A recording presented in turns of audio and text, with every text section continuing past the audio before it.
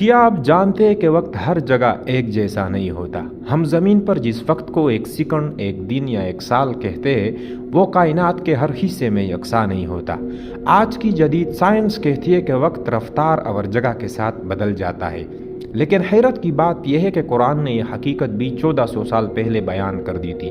اللہ تعالیٰ قرآن مجید میں فرماتا ہے، تمہارا رب جس دن کو گنتا ہے وہ تمہارے حساب سے 1000 سال کے برابر ہوتا ہے۔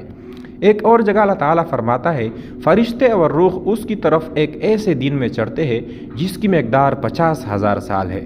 ذرا غور کریں، ایک جگہ ایک دن 1000 سال اور دوسری جگہ ایک دن 50,000 سال۔ اگر وقت ہر جگہ ایک جیسا ہوتا تو قرآن میں یہ فرق کیوں بیان کیا جاتا؟ آج سائنسدان کہتے ہیں کہ اگر کوئی چیز روشنی کی رفتار کے قریب سفر کرے تو اس کے لیے وقت سست ہو جاتا ہے، جبکہ زمین پر موجود لوگوں کے لیے وقت اپنی رفتار سے چلتا رہتا ہے۔ اس نظریے کو تھیوری آف ریلیٹیوٹی کہا جاتا ہے، جس سے آئنسٹائن نے پیش کیا۔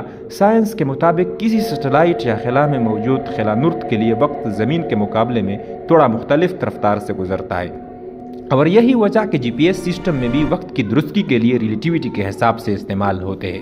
اب ذرا قرآن کی بات کو سمجھے۔ اللہ تعالیٰ ہمیں یہ بتا رہا ہے کہ وقت انسان کے لیے کچھ اور ہے اور اللہ کی مخلوقات جیسے فرشتوں کے لیے کچھ اور، یعنی وقت کوئی مطلق چیز نہیں بلکہ ایک نظام ہے جو جگہ، رفتار اور حالت کے ساتھ بدلتا ہے۔ یہی وجہ ہے کہ قیامت کے دن کچھ لوگوں کو لگے گا کہ وہ دنیا میں صرف ایک دن یا آدھا دن رہے، حالانکہ حقیقت میں صدیاں گزر چکی ہوں گی۔ یہ سب ہمیں یہ سکھاتا ہے کہ وقت جسے ہم بہت بڑا سمجھتے ہیں، اللہ کے نظام میں وہ کچھ بھی نہیں۔ سائنس آج جس نتیجے پر پہنچی ہے، قرآن نے وہ حقیقت صدیوں پہلے بیان کر دی تھی۔ یہی قرآن کا معجزہ ہے کہ جتنا انسان علم میں آگے بڑھتا ہے اتنا ہی قرآن کی سچائی واضح ہوتی جاتی ہے۔